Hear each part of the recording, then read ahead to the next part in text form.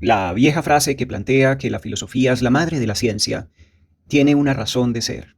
Como toda madre que les delega a sus hijos unas formas de ser que les determina su existencia. Es por ello que muchos pensadores antiguos y otros contemporáneos plantean que, más que grandes científicos, debemos ser grandes pensadores de nuestras épocas. Dado que los protocolos, métodos e instrumentos que nos permiten conocer el mundo son solo eso, protocolos, métodos e instrumentos. El pensamiento nuestro, desde nuestro sistema de creencias, se inserta a esas realidades investigativas protocolares, dándoles unas formas e intencionalidades que en última develan y fortalecen nuestras formas de observar, construir y transformar el mundo que habitamos. Entonces, podríamos aducir que incluso aquellos positivistas, neopositivistas, pospositivistas más conservadores, aún así hacen filosofía. Así, constantemente planteen que no lo hacen, que sus investigaciones están enmarcadas en procedimientos objetivos, exentos de toda subjetividad, y que el tratamiento de los datos resultantes se hace sin un ápice de interés personal. Asunto este muy polémico y que sigue siendo centro de un debate constante en las universidades desde hace más de 100 años. Pero aún así, la certeza del número, las gráficas y las tendencias embadurnan de tranquilidad transitoria a los actores que observan los informes entregados, sean estos investigadores, directivos o gobernantes. En tanto, se considera que la investigación desarrollada con metodologías cualitativas es un ejercicio interesante, que le permite focalizar miradas y explicaciones plausibles que ayudan a comprender mejor los datos cuantitativos, pero que por sí sola no permite comprender fenómenos de gran impacto social, o que, como no permite una amplia generalización, pues no es útil para los ejercicios propios de la acción gubernamental y la proyección científica. Con mayor desdén se observa la investigación crítica, al ser cuestionada por incluir a los actores del fenómeno investigado en los procedimientos y protocolos instaurados para el proyecto de investigación, y por el denominado sesgo ideológico que adquieren los investigadores al tener una perspectiva cuestionadora de todo lo existente y de las formas de todo lo construido previamente. Estos tres paradigmas de investigación tienen adeptos como enemigos, tienen investigadores audaces que son capaces de integrarlos y tienen cuestionamientos que provienen tanto de los escenarios académicos como del mundo social. Eso es lo que buscaremos conocer mediante la lectura del texto Paradigmas de Investigación, manual multimedia para el desarrollo de trabajos de investigación, una visión desde la epistemología dialéctico-crítica del año 2013, que nos ha entregado nuestra maestra en épocas anteriores, un agradecimiento especial, Verónica Laura Martínez Godínez, en Ciudad de México, a quien le mando un saludo especial desde Colombia, y le agradezco esta obra descriptiva en torno a los tres paradigmas de investigación, obra que leeremos con fines estrictamente académicos para ser comprendida por parte de todos los investigadores que inician estas lides en sus universidades. Un saludo especial a todas y todos los interesados e interesadas en las teorías críticas, teorías de la sustentabilidad, la sostenibilidad, las visiones disruptivas al desarrollo.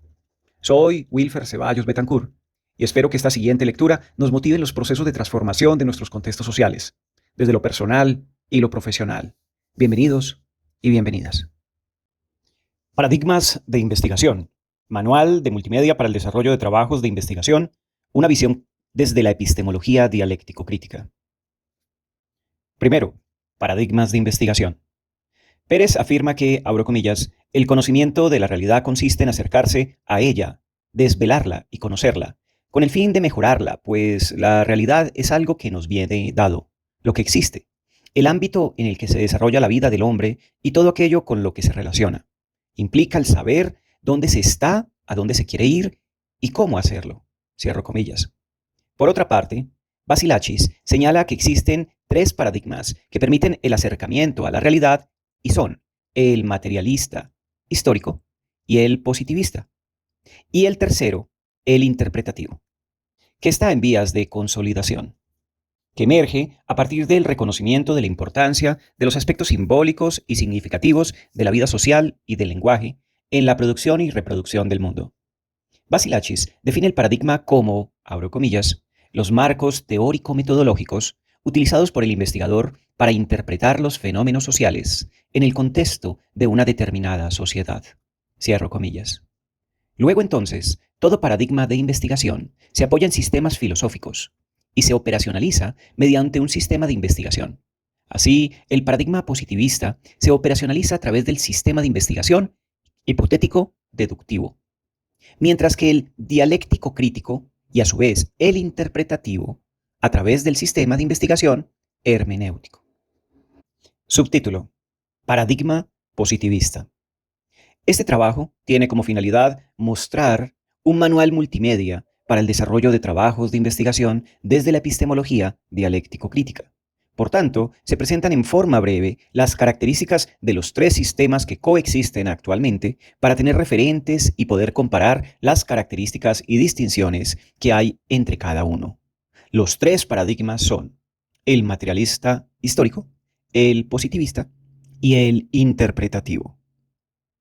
El sistema hipotético deductivo también recibe el nombre de científico naturalista, racionalista cuantitativo, científico tecnológico y sistemático gerencial.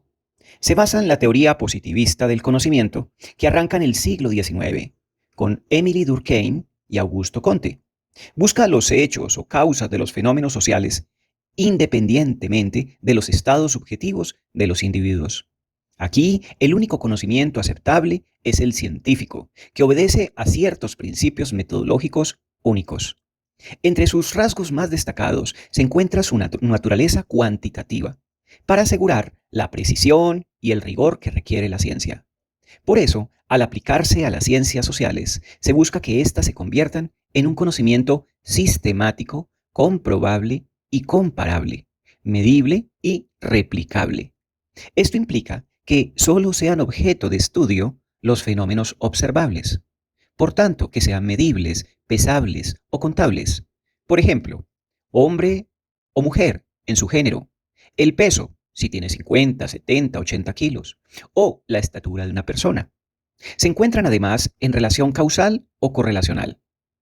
Algunas otras veces simplemente constituyen realidades objetivamente describibles, como el número de veces que un estudiante no aprueba un examen. El conocimiento positivista busca la causa de los fenómenos y eventos del mundo social, formulando generalizaciones de los procesos observados.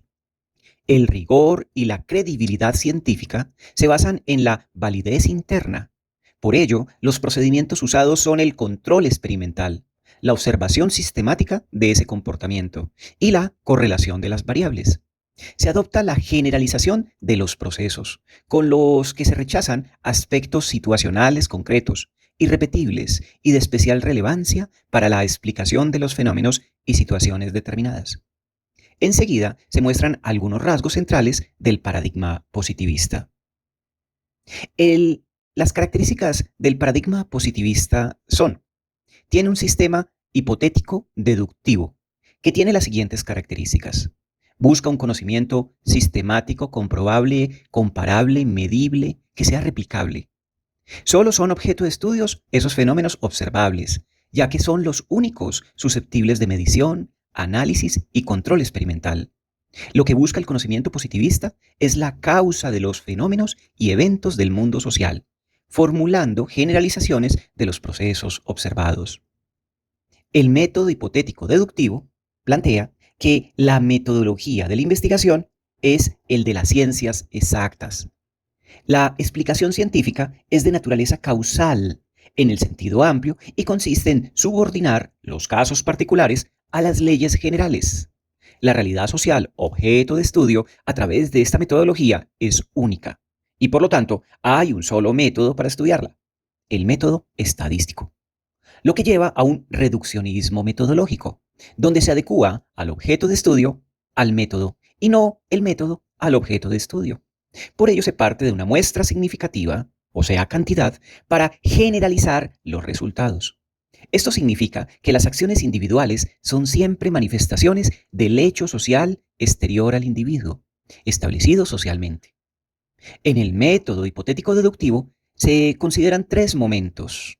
El primero, construcción del objeto de estudio, que implica una revisión de toda la literatura existente en torno al tema.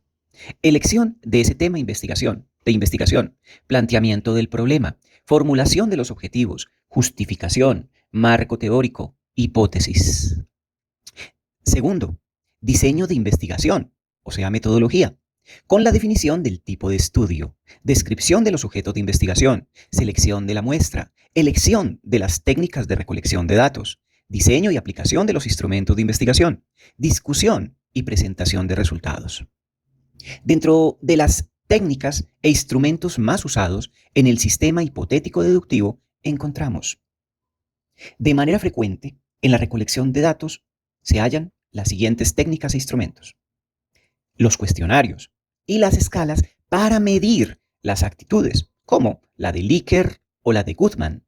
Otra técnica es la observación, que se realiza a través de diversos instrumentos, como la ficha de registro, la hoja de observación, que es la anotación sistemática de comportamientos o situaciones observables definidas a partir de categorías y subcategorías, lista de verificación, como un checklist, pruebas estandarizadas e inventarios que miden, por ejemplo, la satisfacción laboral, los tipos de personalidad, el estrés, la jerarquía de valores, entre otros ejemplos.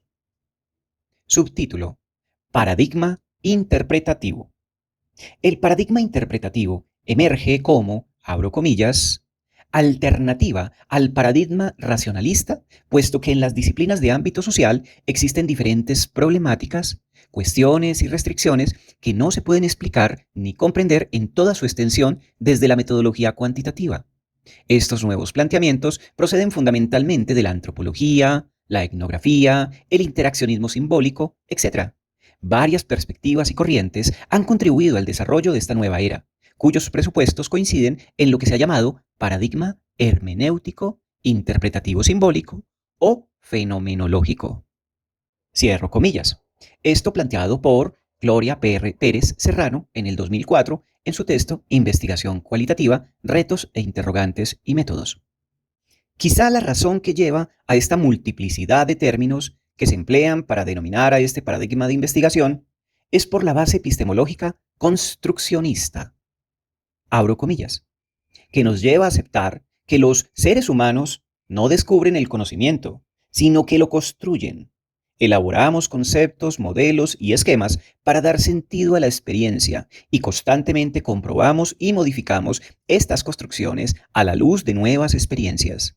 Por lo tanto, existe una ineludible dimensión histórica y sociocultural en esta construcción. Cierro comillas. Esto planteado por Swan en el año 2000 en su texto 3 epistemologías para la investigación cualitativa. La base epistemológica de este paradigma es el construccionismo de Seymour Papert, que se detona a partir de la concepción de aprendizaje según la cual la persona aprende por medio de su interacción con el mundo físico, social y cultural en el que se encuentra inmerso. Así que el conocimiento será producto del trabajo intelectual propio y resultado de las vivencias del individuo desde que nace. Así, hablando de investigación cualitativa, este nombre se usa para distinguirlo del enfoque cuantitativo. Entonces, hablando de investigación cualitativa, su objeto es el desarrollo de conceptos que ayuden a comprender los fenómenos sociales en medios naturales, dando la importancia necesaria a las intenciones, experiencias y opiniones de todos los participantes. Un paréntesis personal. Cuando se habla de medios naturales, no se está haciendo referencia a la naturaleza, sino que se está haciendo referencia al medio natural social en el que los individuos participan y conviven. Cierro paréntesis personal. A diferencia del método que se sigue en el sistema hipotético deductivo, el método en el sistema hermenéutico es menos preciso, porque depende de la forma en que se concibe el conocimiento. Ruedas y otros investigadores en su texto Epistemología de la Investigación Cualitativa del año 2009 plantean que el sistema hermenéutico, abro comillas, se da un vuelco a la estrategia para tratar de conocer los hechos, los procesos y los fenómenos en general, sin limitarlos solo a la cuantificación de algunos de sus elementos. Se establece entonces un procedimiento que da un carácter particular a las observaciones. Es un proceso de interrelación mutua, por lo que no importa tanto la generalización de sus conclusiones, sino la peculiaridad del fenómeno estudiado, de tal modo que se dan entre los elementos constituyentes relaciones dependientes, dialógicas y participativas, donde el investigador se sumerge en la realidad para captarla y comprenderla. Cierro comillas. La investigación cualitativa es multimetódica, pues recoge una gran variedad de datos e información a través de entrevistas, experiencias personales, historias de vida, rutinas, textos históricos, entre otros. De aquí la dificultad de mencionar de manera concreta los métodos de investigación cualitativa. Se está de acuerdo con Sandin, un autor, cuando se menciona que no es fácil realizar una distinción clara entre perspectivas epistemológicas, teóricas y métodos de investigación específicos, puesto que algunas orientaciones teóricas constituyen a su vez un modelo con pautas específicas para el desarrollo del trabajo empírico. Enseguida se muestra un cuadro que sintetiza, que enumera los principales métodos de investigación cualitativa. Paréntesis personal. Aquí se enunciarán algunos métodos de investigación cualitativa, pero no es un ejercicio exhaustivo que la autora está referenciando, sino solamente menciona algunos de los que existe en este enfoque y en este paradigma. Cierro paréntesis personal. Cuadro: métodos y técnicas en investigación cualitativa. Método: fenomenología. ¿Qué cuestiones trabaja la fenomenología? Cuestiones de significado. Explicita la esencia de las experiencias de los actores. Como técnicas e instrumentos de recogida de información, se utilizan las grabaciones de conversaciones, se escriben anécdotas de experiencias personales. Otras fuentes de datos pueden ser la literatura fenomenológica, reflexiones filosóficas, poesía, arte, etc. Método: etnografía. La etnografía utiliza cuestiones descriptivas e interpretativas, valores, ideas, prácticas de los grupos culturales. Entre sus técnicas e instrumentos de recogida de información se encuentran la entrevista no estructurada, la observación participante, el diagrama de redes sociales. Otras fuentes de datos son los documentos, registros, fotografías, mapas, genealogías, diagramas de redes sociales, sociodramas. Método: teoría fundamentada. ¿Qué cuestiones trabaja? Cuestiones de proceso, experiencia a lo largo del tiempo o el cambio que pueden tener etapas o fases. ¿Qué técnicas o instrumentos de recogida de información utiliza la teoría fundamentada? Entrevistas grabadas. Otras fuentes de datos: la observación participante, las memorias, los diarios, entre otros. Método: la etnometodología y el análisis del discurso, que trabaja cuestiones centradas en la interacción verbal y en el diálogo. Las técnicas e instrumentos de recogida de información son el diálogo, el registro de audio, video. Otras fuentes de datos pueden ser la observación y las notas de campo. Método: la investigación-acción. ¿Qué cuestiones trabaja? Cuestiones de mejora y cambio social. ¿Qué técnicas e instrumentos de recogida de información maneja? Diversos, se pueden utilizar múltiples. Y otras fuentes de datos, también de igual forma, múltiples para la acción con los investigados, que a su vez son investigadores. Método: biografía. ¿Qué cuestiones trabaja? Cuestiones de carácter subjetivas, personales. ¿Qué técnicas e instrumentos se utilizan por excelencia? La entrevista. Otras fuentes de datos, los registros, documentos, diarios, entre otros. Hay dificultades en la presentación de un esquema de exposición de resultados en una investigación cualitativa, debido a la multiplicidad de métodos y técnicas. Sin embargo, en general se tienen los siguientes momentos: formulación, diseño y ejecución, y cierre, como se plantea a continuación. En la formulación hay una fase exploratoria. Es un primer acercamiento a la realidad, donde hay un acceso al campo. Se revisa la documentación existente, se hacen entrevistas con informantes claves, se hace observación. Una fase de mapeo, o mapping, que corresponde a situarse en el terreno para conocer a los actores o participantes, los eventos, etc. Una fase de muestreo, que es la selección de los actores o los eventos que serán abordados. Una fase de exploración de literatura existente que está relacionada con la temática tratada para depurar las categorías que se van identificando o delimitando. Y luego, formulación de la pregunta de investigación. Otro momento, un segundo momento luego de la formulación, es el diseño y ejecución, donde hay una delimitación en profundidad y extensión del proceso de recolección de datos. por dónde iniciar el abordaje y hasta dónde terminar la recolección de esos datos, la selección de los actores y los participantes. Se definen las técnicas e instrumentos de recolección de datos. Se diseña la investigación. Se implementa y ejecuta la investigación. Hay un acceso al escenario y una recolección de información. Hay un análisis de esa información.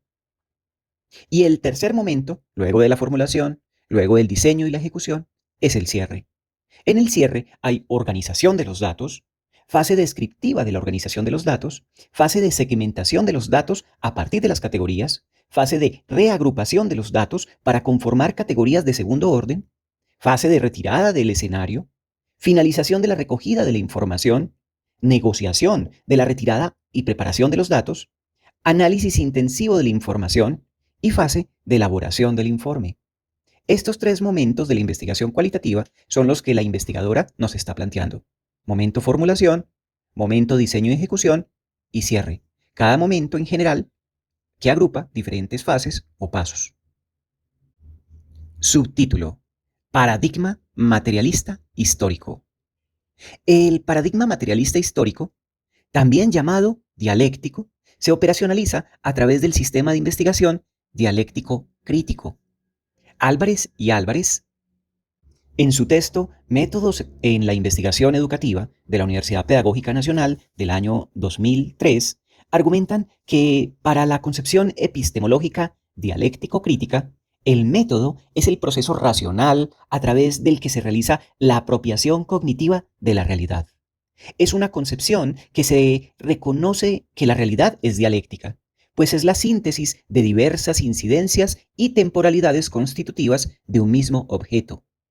Esta idea es coincidente con lo que expresa Covarrubias Francisco en su Manual de Técnicas y Procedimientos de Investigación Social desde la epistemología dialéctico-crítica, texto del año 2000, cuando indica que los objetos de investigación científica no existen en la realidad, sino que en ella se encuentran objetos reales que son llevados a la conciencia del sujeto a través del aparato generador de conciencia, como referentes, y estos son construidos y transmitidos a través de los distintos modos de apropiación de lo real, es decir, teoría, arte, empiria, religión.